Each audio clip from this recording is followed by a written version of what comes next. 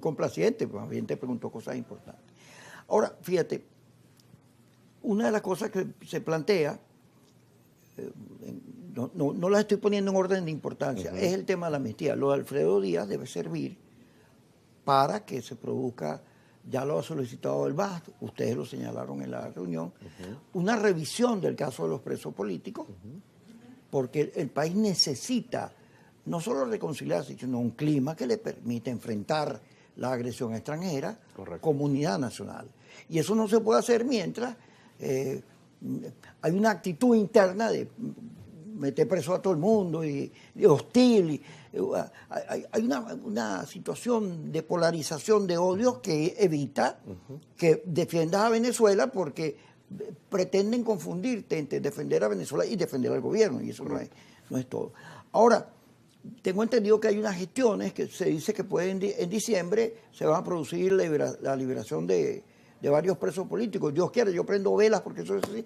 ¿Qué has oído tú? Porque ustedes lo señalan en el documento. Sí, bueno, Kiko, lamentablemente tenemos varias navidades escuchando estas peticiones. Quizás esta última se exacerbó un poco más por la realidad que ya conocemos, ¿no? En parte de la conversación con el presidente Petro, que por cierto, debo decir que fue especialmente respetuoso para emitir opinión sobre Venezuela, más bien puso el espacio del Ejecutivo de un país a disposición de la construcción de soluciones a nuestros conflictos internos sin injerencia, cosa totalmente distinta a lo que estamos viendo desde los Estados Unidos, ¿no? Porque, bueno, se reconoce que aquí adentro tenemos un conflicto político que ha generado impactos sociales, divisiones familiares, etcétera, etcétera, pero fue muy respetuoso en ese aspecto. Se oyen, ¿cómo es? Cuando el río suena es porque piedras trae. Y lo importante es que lo que se está escuchando pueda ocurrir. Y pueda ocurrir para favorecer ese marco de defensa ante la agresión extranjera, y luego para que podamos arrancar el 2026 en un espacio donde se pueda construir un acuerdo democrático nacional. Y creo que hay que hacer énfasis en el democrático, porque el democrático implica el reconocimiento del adversario, el democrático significa la construcción de garantías y no simplemente sostenimiento o desplazamiento, porque ahí volveríamos a fracasar como nación, que ese es uno de los puntos importantes de esto. No es solo el proceso de negociación, es que cuando fracasa un proceso de negociación, porque la agenda está construida de una manera de confrontación, de un dilema existencial, quienes fracasamos es toda la nación, todos los venezolanos, ¿no? Nuestra generación. Por eso cuando yo veo a venezolanos pidiendo invasión y ocupación, yo digo, bueno, esto es un fracaso generacional, que haya gente llegando a este nivel, ¿no? Entonces ojalá eso ocurra. También, por cierto, espero que ocurra sin el maniqueísmo de la gente que lo hace escondido porque después lo que quiere es sacar un trofeo. La libertad de venezolanos no tiene que ser trofeo para nadie. Tiene que ser una alegría para el país. Y yo creo que ahí está la gran oportunidad que se le puede dar, una nueva oportunidad a la nación para reencontrarse y discutir problemas profundos, estructurales, institucionales, de cómo mejorar el clima en mi caso, por ejemplo, de la inversión, de la generación de puestos de empleo, cómo mejorar el tema de la inflación, de los salarios, pero desde el punto de vista académico, bueno, en fin, cada quien tiene una agenda que aportar. Una necesidad. Una necesidad, pero también una agenda, porque no es solo decir lo que te molesta, lo que te incomoda, lo que no te gusta, es proponer, es traer alternativas a la resolución del conflicto, ¿no? Ajá. En el desorden de mis ideas, fíjate, la idea de una negociación para mí es clave. Yo he venido diciéndola hace bastante tiempo. No puede ser que Trump y Maduro se entiendan y aquí en Venezuela no nos entendamos.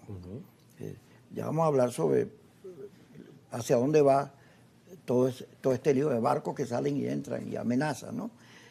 Tiene que haber una negociación en el país que tiene que pasar, como no, por pedir que nos quiten las sanciones, soluciones al tema económico, un esfuerzo nacional para que la gente gane más, es decir, más productivo, pero debe haber, en el tono que tú lo acabas de decir, de democracia, de reflexión democrática, una corrección importante sobre el CNE, los últimos resultados y lo que ha pasado ahí, para corregir, no pasar factura ni retroactivo, para corregir deficiencias importantes que tienden a quitarle peso al voto.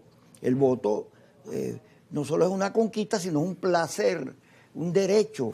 Y si la gente no vota porque no hay confiabilidad en el sistema electoral, pues eso tiene que ser corregido, porque nos interesa que la gente vote. Mira, todo proceso de negociación tiene que tener en el centro los intereses de las grandes mayorías de los países. En el caso nuestro, nosotros tenemos un déficit institucional, y no es que ese déficit es algo oculto, es que hay una parte del país que tiene preguntas, interrogantes, dudas sobre los procesos electorales. Y es que el propio Consejo Nacional Electoral generó esas dudas. Dijo que el sistema había sido hackeado.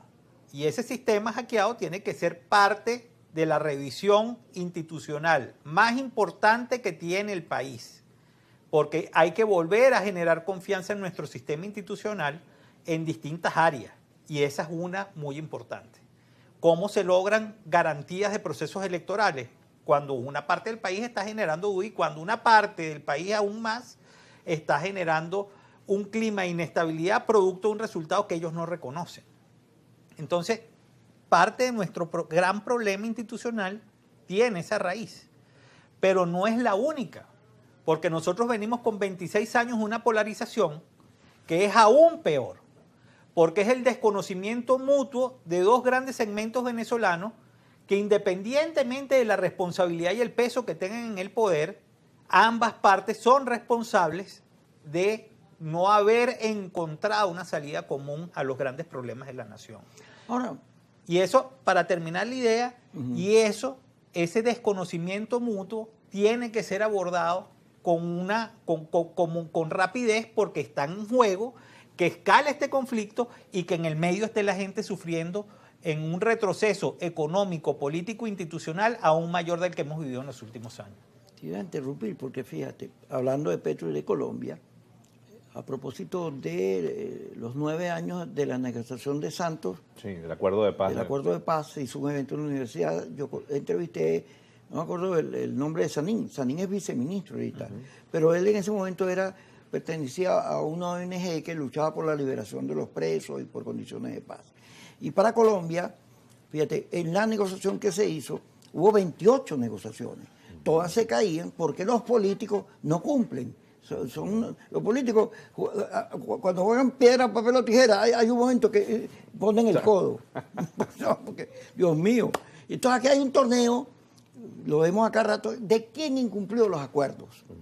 Y cuando uno revisa, te das cuenta que los dos incumplieron, claro. Y además, incumplieron los americanos y otros factores que se metieron allí. Entonces, el acuerdo tiene que darse en base a la situación esta, la amenaza que representa este conflicto con los Estados Unidos, que hay que disolver, pero también las condiciones internas de ejercicio de la política, la libertad de expresión, la economía, etcétera, etcétera, etcétera, que tienen que ser mejoradas. Ahora, todo parte por